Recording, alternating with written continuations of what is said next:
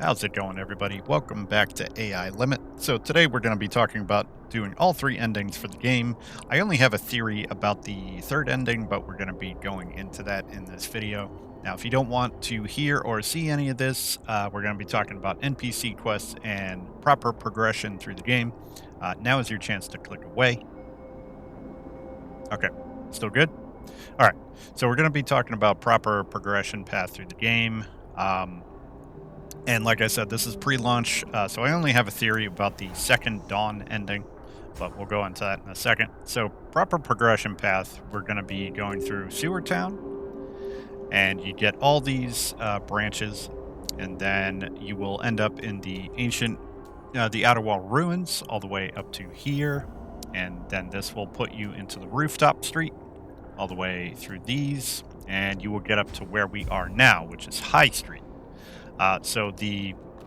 There's obviously more NPCs as you progress through all these. An important one is going to be Delpha. He's going to give you additional heals that you can use when you give him soil.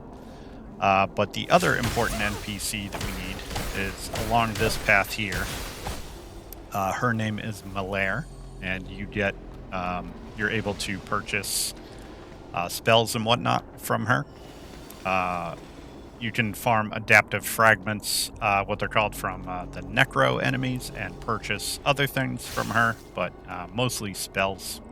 So she's going to be right down here. And there's also a shortcut right here that will lead you right back to the branch. She should be right there, and shortcuts right here. So once you have her, she should eventually end up back at the temporary campsite, which is where Delpha is going to be for most of the game. So if some of you have gotten to the point already, you know that the temporary campsite is pretty much going to be your hub throughout the game. So then we're going to be progressing through the rest of this area up until the mansion and the downward elevator after the boss fight. Now, I should mention there's also a branching path in this area that could take you to the Wilted Forest. I did that in my first playthrough before accessing the next area, which is the Underground Parish. You get access to this all the way up to Mural Terrace, and beating the boss there will take you to the next area, which is Hagios Patir in the Cleansing Stairs area. So there's a number of quest lines that kind of converge here. Just make sure you're talking to all the NPCs as you come across them, exhaust their dialogue. Then from there, after beating that boss, it's going to take you to Sewer Town North, all the way to the hunting ground. Now, this is where you're going to encounter the Hunter of Bladers for the first time. If you die to her first time, you are going to be taken to the jail area. And first branch you would have access to there is Shirley's room. From there, the only way to proceed is to go back to Sewer Town North and fight the Hunter of Bladers and get by her. After that fight, it's going to take you to Twilight Hill. You're going to go to Spirit Depths and get through all these branches. Kind of a tricky area. There's a boss at the Collapsed Cavern, but I do want to show you something important, like a hidden area in Spirit Depths from the Watchtower. There's an important area that we need to open up and get Delpha over to before we proceed any further. So we're going to go over to the Watchtower, and this took me a while to find. You guys are going to see in the Let's Play series. It took me a while to find this area. I knew there was something else in Spirit Depths, and I couldn't figure out how to get it, but I did finally. So we're going to follow the path that we need to follow through to get through the area. At this point, I have turned off the eyes, so going through this, you will need to just take cover wherever you need to get annihilated by the Eye of Sauron. Those enemies were in our way. We had to take them out, but from here on out, we're just going to be sprinting through.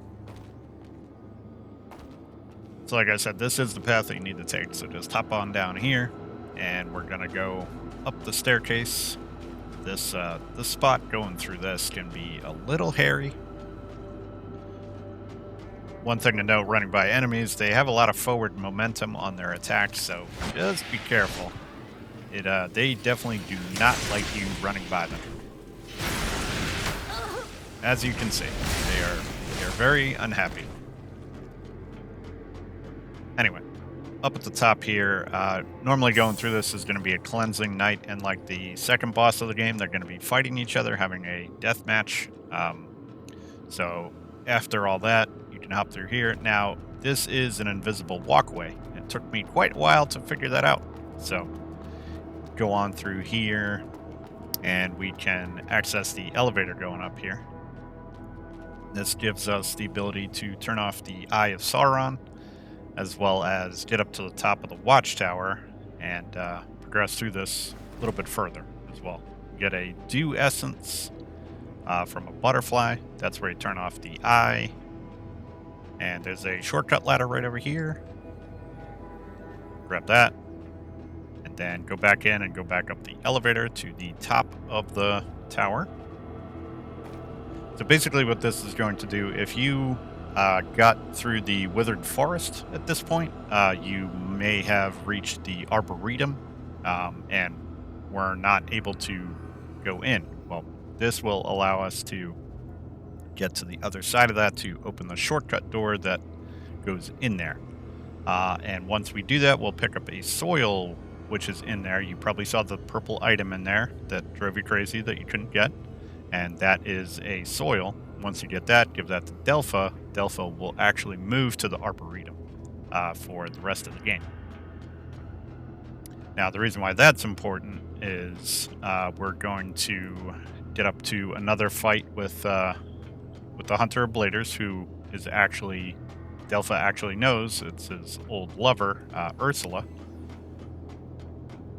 And once we defeat her, she is going to give us the living seed, which Delpha is going to need to give us an azure branch, which is a key item for the Boundless stars ending of the game.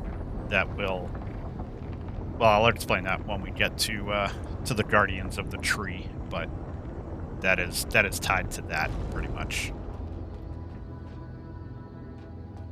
So now under this elevator, an Elden Ring trick. There is some stuff. There's also a shortcut over here that goes back up to the very top first branch in second branch in Spirit Depths. So we're going to want to fall down here. This will get us to, I'm sure you saw a cleansing knight in this area, and we're wondering, like me, how to get to him. And I am going to put on railgun, take care of this guy. And I missed, of course, so just gonna jump on his head and take him on out. But yeah, this will get you to the cleansing knight that you probably saw at the beginning of the area. We're wondering how to get to him. So you can take him on out, and like I said, this will also get us the connection to the Arboretum. Make sure you heal up. This is kind of a big fall. So Cleansing Knight will be right ahead here. And then veer off to the right here, and we'll get the connection point to the Withered Forest and the Arboretum. Lots of tricky spots in the game. Lots of little hidden nooks and crannies, and that's what I love about the game. I think they did a good job here with the exploration and hiding stuff and all that. All right, so like I said, once you get to the Withered Forest here, this will lead you up to the Arboretum, and you can pick up the soil that you find in there and give that to Delpha, and he will move here for the rest of the game. He's not here right now currently for me. This is my first playthrough character, and I screwed up the quest, so he is not here. But that is where he would be. So after Spirit Depths, it will bring you over to the Underground Parish and the Parish Station branch. After that, you'll get to the Living Pond area. Now, there's a few branching paths here, so stick with me on this. It may get a little convoluted. So from the Living Pond, you can get over to Sewertown Center. So you can get to a couple different places from Sewertown Center. The hidden platform will take you to Ancient Machine Works, which we'll talk about in a second. And then from the underground shaft, you can get to the gate of the tree.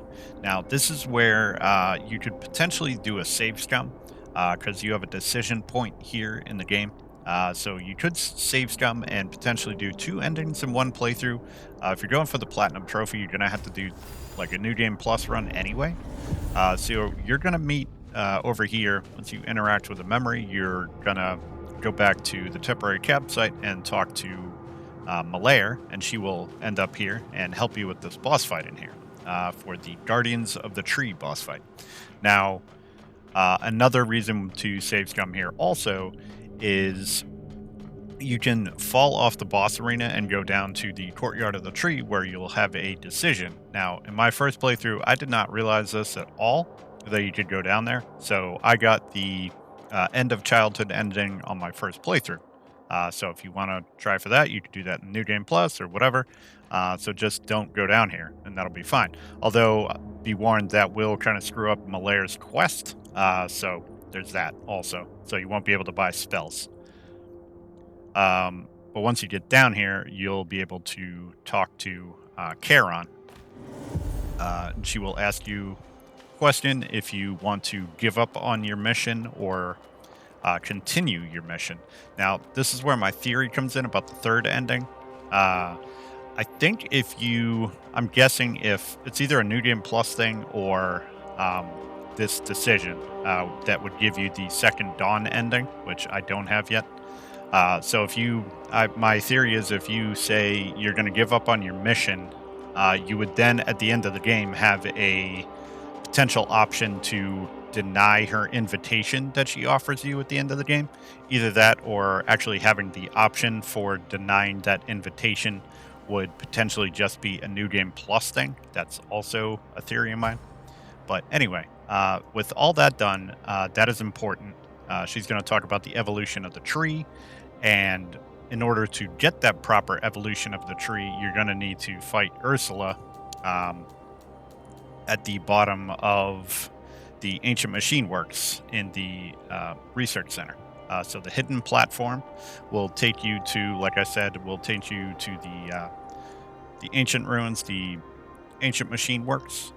So like I said, the hidden platform in Sewertown Center will get you to the factory bypass in the Ancient Machine Works, and we're going to want to make our way through the Ancient Machine Works all the way to the it's going to be a connection to that jail area too. And we'll get over to the research center. There is a drop down, pretty obvious.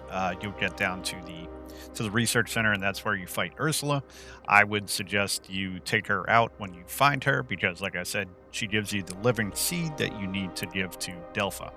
So you're going to want to, after you beat her, get that, go back to the Arboretum, give that to Delpha. There's going to be some dialogue and a cutscene, and then that will allow the playthrough to proceed with the Boundless Stars ending. The tree will be at the proper evolution that you need. Also, going through Ancient Machine Works, there will be a shortcut back to the Living Pond area. There should be a shortcut door right behind that branch that's called the Living Pond. So you'll reach there.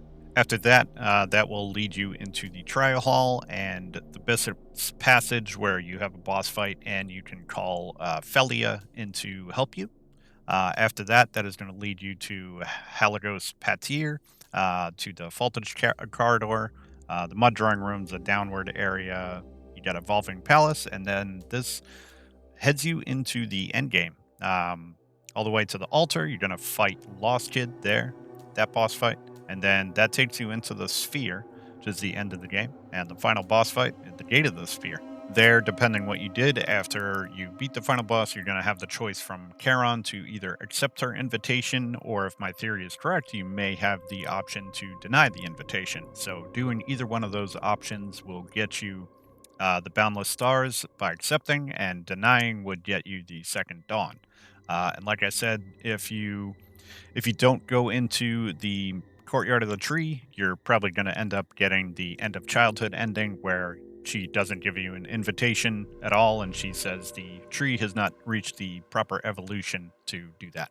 So I know this has probably been confusing, but I'm going to put a spreadsheet up on my Discord server. The link to my Discord server is in my description of my videos and on my channel page. So feel free to go in there if you need some help. Take a look at that, and that should help you along with this video. So I've done 2 playthroughs now. I feel pretty confident that I know a lot about this game. So if you guys need any help, feel free to let me know in the comments, and I'll do my best to help you out. So hopefully you all enjoyed. Hopefully this helped out. Stay tuned. More coming at you.